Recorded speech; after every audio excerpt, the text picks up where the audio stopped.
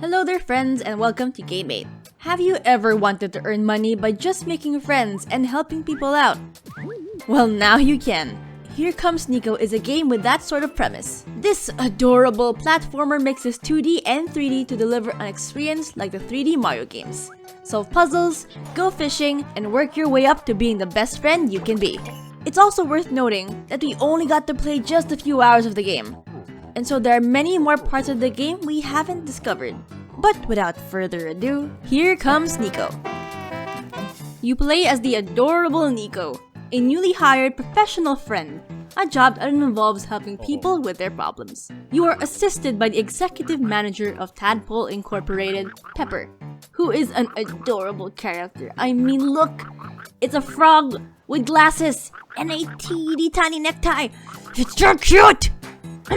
Anyway, Pepper informs you that you need to pass a test before you become a fully fledged professional friend.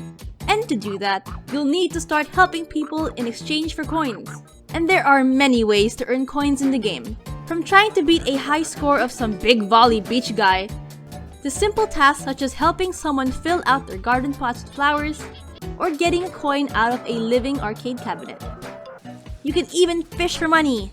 Well, fishing in the general sense, the fisher pretty much just yeets you in and out of the water.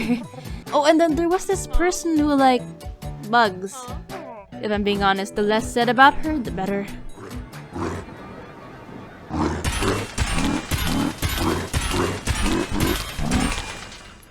Aww. Ah yes, that'll give me nightmares. At least we do have this frog to cheer us up. Look at this smooth talker right there. This one's a real smooth talker.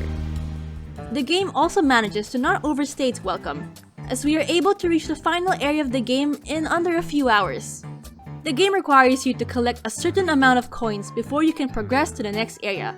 And while there are a variety of puzzles, half of them are just a repeat of previous ones, which make it repetitive for some players. But aside from that, there isn't anything too puzzling about it. They do put a slight change to the repetitive puzzles by changing up the level design. But all in all, there is at least a lot of variety to keep the game from getting too boring.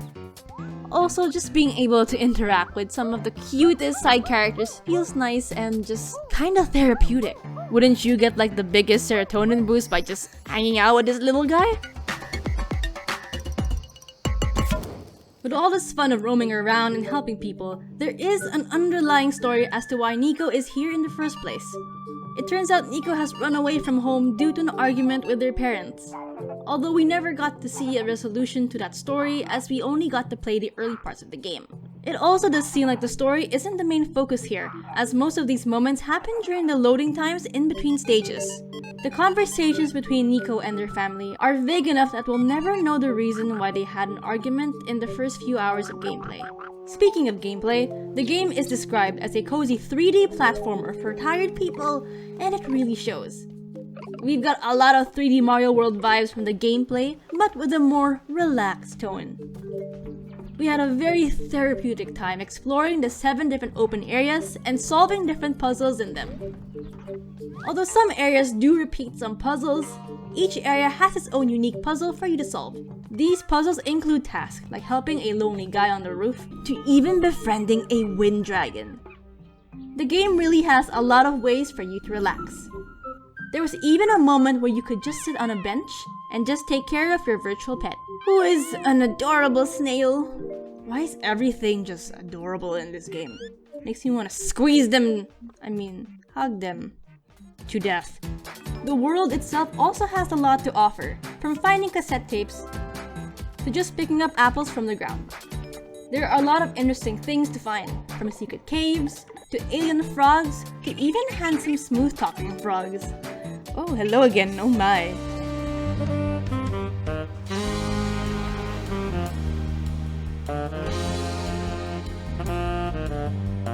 Still such a smooth talker. There are also a lot of interesting and quirky characters to meet, like this Brooklyn frog.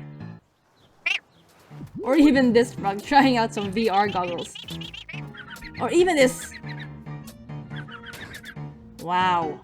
Wow, kind of a rude baby seagull. The world is fun and really rewards exploration. Just avoid baby seagulls at all costs, maybe.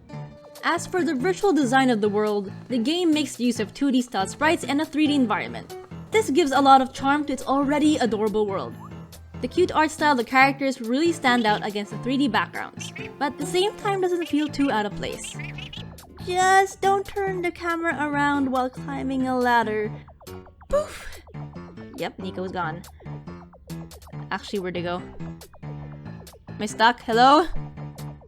And for the sounds of the game, the characters all speak in a sort of gibberish language reminiscent of those found in Animal Crossing. And the music is the most memorable part of the sounds.